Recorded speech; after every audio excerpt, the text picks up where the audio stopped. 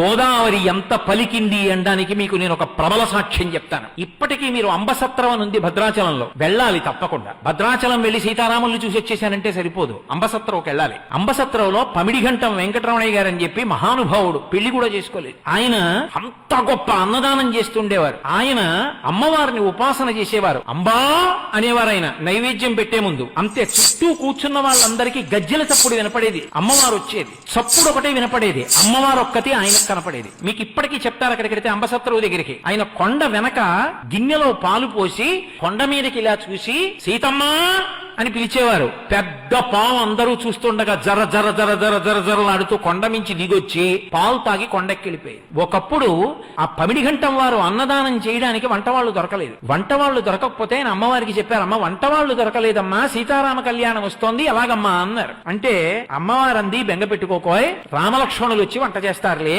అంది. ఆయన ఇలా చూశారు, మంచి దృఢకాయులైన ఇద్దరు, అంతంత ఎత్తు ఆజానబాహుమరవిందదలాయతాక్షం ఇద్దరు వచ్చారు. వచ్చి అయ్యా మీరు వంట కావాలన్నారట, మమ్మల్ని ఎవరో పంపించారు, వంట చేస్తాం, కానీ మీరు లోపలికి చూడకూడదు. వంటశాల తలుపులు వేసి 2 పెద్ద పెద్ద గుండిగలు తెచ్చారు. ఒక మనిషి ఎత్తలేడుదండి, అంతంత గుండిగలు తెచ్చి వంట చేశారు. వంట అంతా అయిపోయింది, బయటికి వచ్చారు. మేము గోదావరిలో స్నానం చేసి వస్తామని వెళ్ళారు, ఇంకా రాలేదు. ఆ తర్వాత వెళ్లి గుండిగల మీద చూస్తే రామగుండిగా లక్ష్మణ గుండిగా అని ఉంది. ఇప్పటికీ